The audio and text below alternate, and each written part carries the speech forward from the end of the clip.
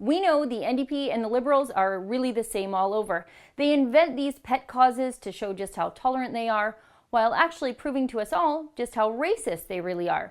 Now, I cover the Alberta NDP a lot, but I like to keep a side eye on the socialists all over. So today, I bring you Nahanni Fontaines. She's the provincial NDP MLA for the Manitoba riding of St. John's, and she is so typically NDP. She is a quintessential social justice warrior who worries about such things as gender-neutral bathrooms and food justice. She has degrees in women's studies and critical theory from the University of Manitoba. So basically, if she hadn't race-baited her way into politics, she's pretty much unemployable. In fact, in an article that profiled her for, you guessed it, socialism.com, they described her as an Ojibwe woman and as a key organizer exposing racial profiling and police abuse in Winnipeg, and is also working to hold Winnipeg police to account for their sexual assault and abuse of First Nations women. So, you know where this is going, don't you? This is going to be identity politics galore. Anyways, Fontaines was making some remarks in Manitoba's Legislative Assembly about training Aboriginal midwives and doulas. And then she started saying some racist and crazy things. But since Manitoba doesn't have a video vault for their legislative proceedings, I'll have to read them to you from Hansard. Now, this is what Fontaines said.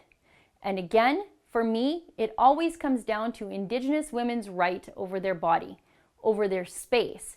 And so there's this movement in respect of training doulas because they're a vital component in respect of that birthing plan. And so, as the minister knows, you know, Indigenous women have to come to the south to have their babies. Often they come without any supports. They are immersed in white space, end quote. What is white space? And why is being around white medical professionals a bad thing? When I was having my kids, literally the last thing I cared about was the race of the medical professionals, making sure we were both safe and healthy. Anyways, Fontaines goes on, and I'll quote from Hansard again. And so, you know, for women that are here alone and that are immersed in white space with white nurses, white doctors, it can be incredibly alienating and impact on the delivery of their baby. And so there's a group of women that have been trying for about a year to get a doula training program, end quote.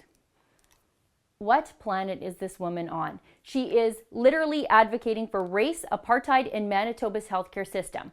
Does she think Aboriginal babies might catch the white from those white nurses?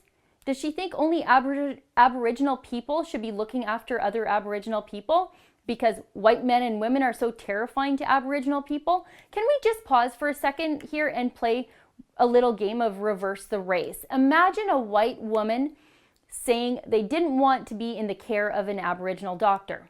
That would be absolutely racist, right?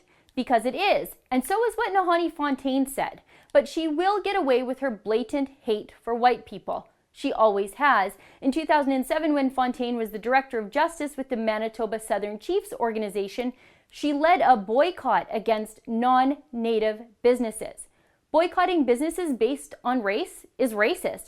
And yet, after that race-based boycott, she still got a job with Manitoba's NDP government as a special advisor on Aboriginal women's issues. And this shameless, unapologetic racist has served on the Canadian Race Relations Foundation's board. Really. And where is the media in all of this? Nowhere. As usual, they're silent. But you just know if someone from Brian Palliser's newly elected PC government had said something so gross, so hateful, and so racist, it would be in every publication in Manitoba, if not Canada. The only people covering this story are citizen journalists in Manitoba, like Marty Gold at City Circus. Like everywhere a socialist government is in power, the citizens are doing the journalism the mainstream media is too afraid or refuses to do. For the Rebel.media, I'm Sheila Gunn Reid. Thanks for watching. Click here to never miss a Rebel update. Want even more of the Rebel? Well, click here to become a premium member.